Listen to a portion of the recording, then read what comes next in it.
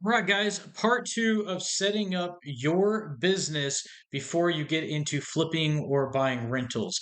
My name is w.dauria. I've been a full time real estate investor since I earned my financial freedom. The same year I actually started in 2018 with real estate. I'm in Texas, and today outside my office window. Not sure if you could see that or not, but well, can't really see the temperature. It's 14 degrees out and snowing, and the roads are getting bad, and it's a good day to make a video. So, this is part number two. The first part, I'll kind of go over what we did here. Where's my mouse? Here it is. So basically, this is a school steps to getting started.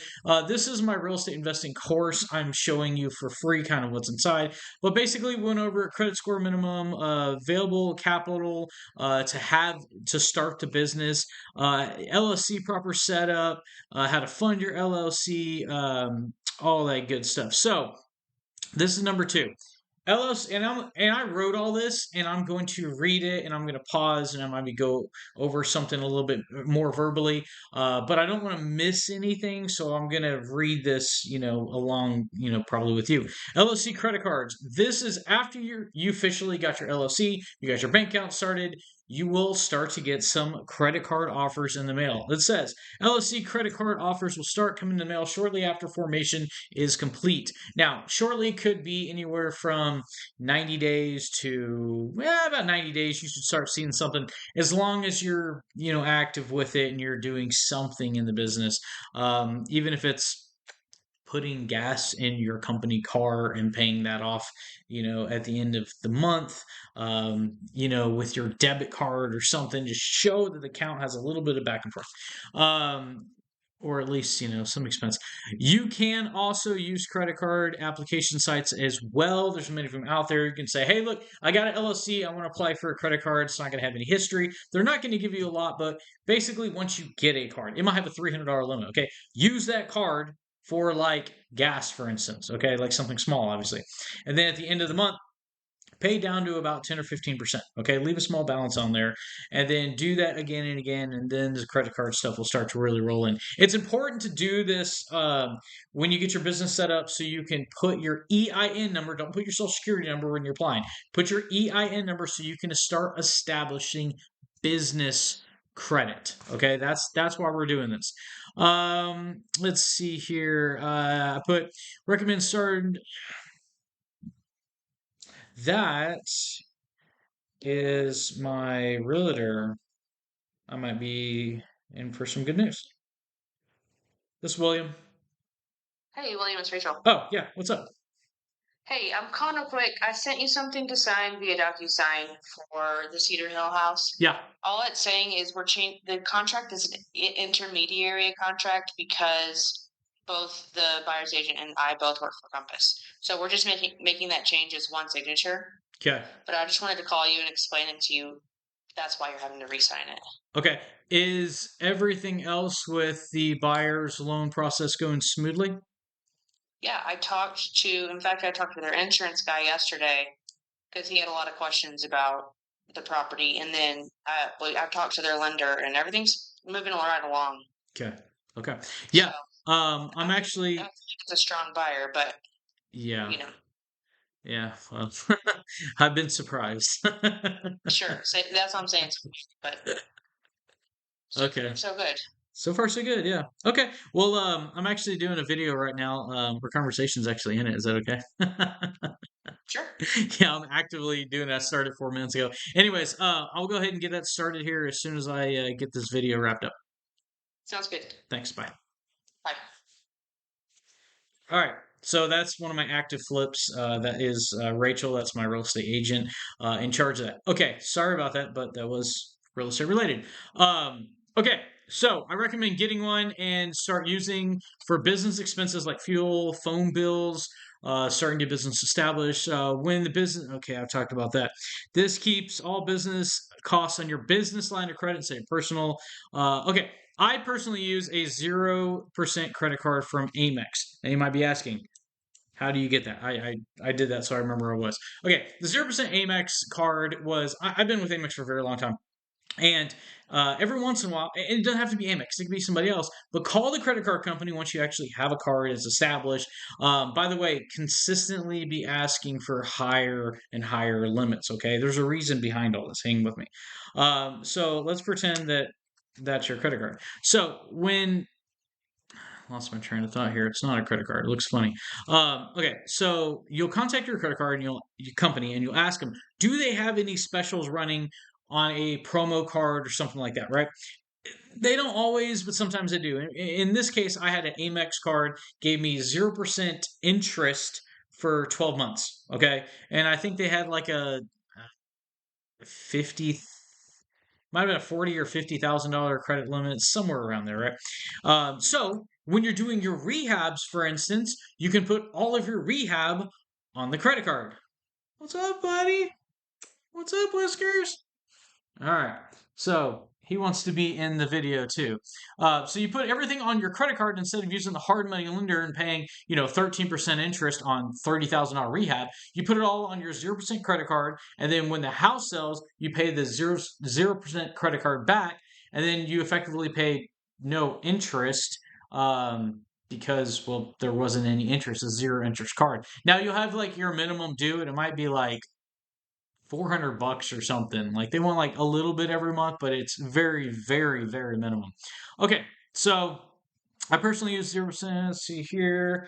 Paid contractors. Oh yeah, for the ones who not accept credit card, I've got around this before by going through PayPal. Open up a PayPal account if you don't have one, and you can pay people directly through PayPal with your credit card. So if they're like, I don't take credit card, you can pay them that way. You might have to pay a couple extra points, percentage it means, but that's a way that you could go around it if you absolutely had to put it on credit.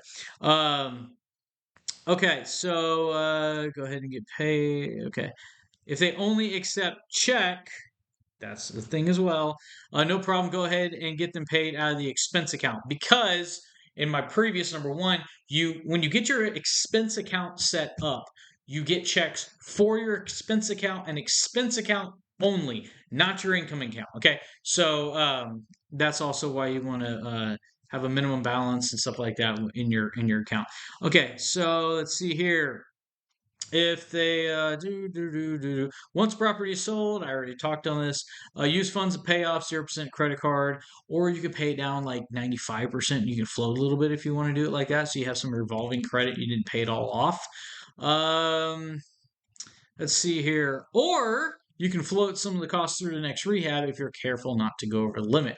So if you're working on some like small like cosmetic renovations like I do, some of my houses are kind of big. They're like 4,400 square foot. But if you got like a 1,200 square foot paint carpet kind of rehab, and you got $30,000 limit, you could float, a couple jobs if you have to, if you're financially smart with your money. Okay.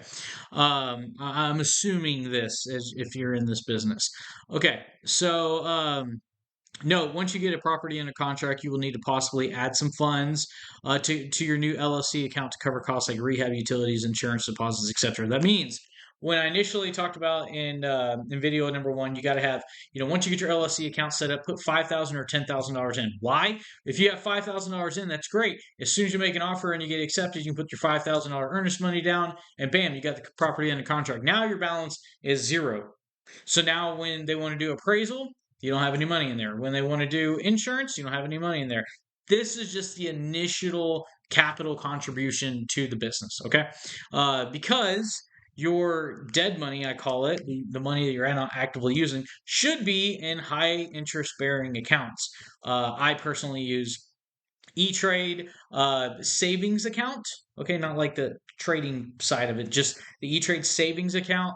As of this video, they're paying 4%. Not too long ago, they're paying 4.5%.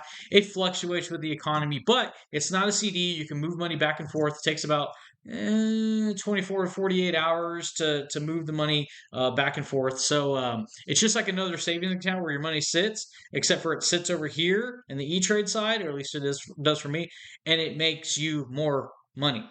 And then when you're ready to use those funds, you move them back. Okay, so that way it's always making you money, just sitting there. Okay, let's see here. Once property paid, nope. I just talked about that. Once you find a trusted contractor, if needed, you can get them an employee card. That's important. The reason you want to do the I do that so I don't lose my space. The reason you want to get them an employee card, and it's very important to get them an employee card, is because it takes a lot of the liability off of you. If they go all willy nilly and start buying some crazy things, their employee card has their name on it and they're responsible for things that they shouldn't be buying. Check with your credit card company to let them know exactly how that goes down. But that's the purpose of an employee card, is it's not the master card that you're responsible for. There's a little bit of limitations and they have some responsibility to not go all willy nilly crazy because their name is attached to it to a degree. Like I said, talk to your credit card company, but that's the way they explain it to me. Um, let's see here. The benefits to you is charging, but oh yeah, the benefits if they have a card is you know that they are not upcharging you on materials because you say, here's my credit card. Go to Home Depot, get all the supplies you need. They swipe on your card. They're not upcharging you, that kind of stuff.